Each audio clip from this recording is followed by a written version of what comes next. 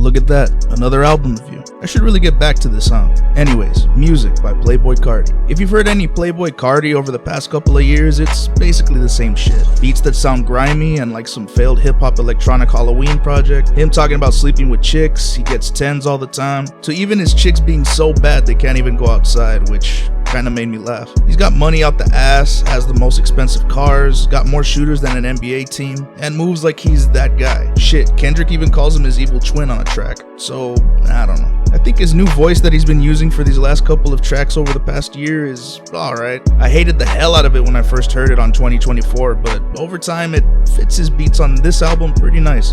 Let me get this section out of the way because I have a lot more hated tracks than liked tracks on this album.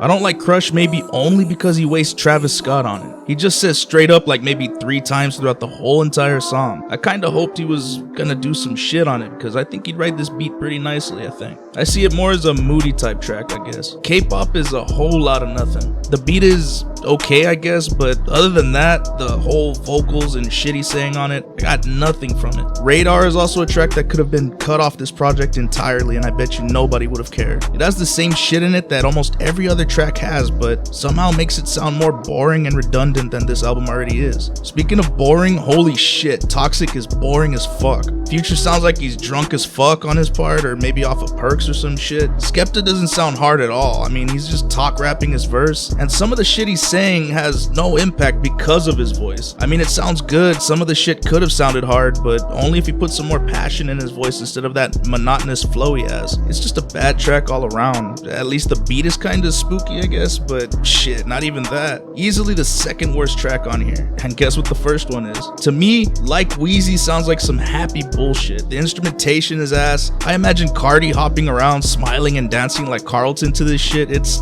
fucking weird. Him saying pussy on the mic is wild on this track as well. The pop filter is fighting for its life on every P he pronounces on this track. Easily the worst one on this album, and that's cause it's at the tail end of the album as well.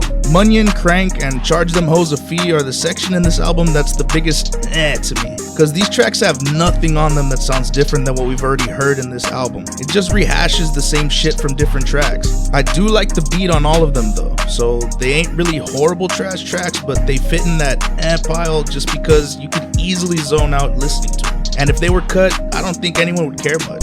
But the instrumentation on these tracks are nice, especially on Charge Them Hoes a Fee. Hearing Kendrick on Mojo Jojo and Backdoor definitely brought out something else in those tracks. Him hyping Carti on Mojo Jojo made it 10 times better, even though Carti wasn't really saying shit.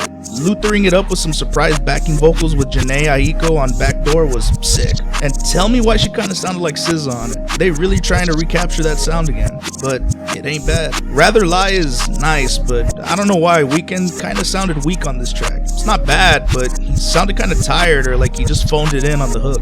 Nice beat though. We Need All the Vibes got Country Billy vibing and jamming on the track. And honestly, it feels nice to hear Thugger back on the track with this type of instrumentation. He definitely sounds like he was having fun on it. So overall, this project is definitely for the hardcore Carti fans. I could see them probably liking this more than Whole Lotta Red later on down the line, or shit, even now. It has a lot of hard-hitting instrumentals, some nice surprise guests and flows from Carti, and even some of the tracks I don't really care for, like Crush, Philly, Rather Lie, Charge Them Hoes a Fee, Trim, We Need All the Vibes, Olympian, and Twin Trim have something about them that I just keep coming back to. Like the instrumentals, the vibe, or even just hearing Carti's weird-ass accents and vocals on it. Shit, maybe even the hook or the guest artist, like Travis on Philly or Trim with Future, as stupid as he sounds on it. And nah, the whole world is not saying Trim, my guy, just shut the hell up. I give this album a 4 out of 10.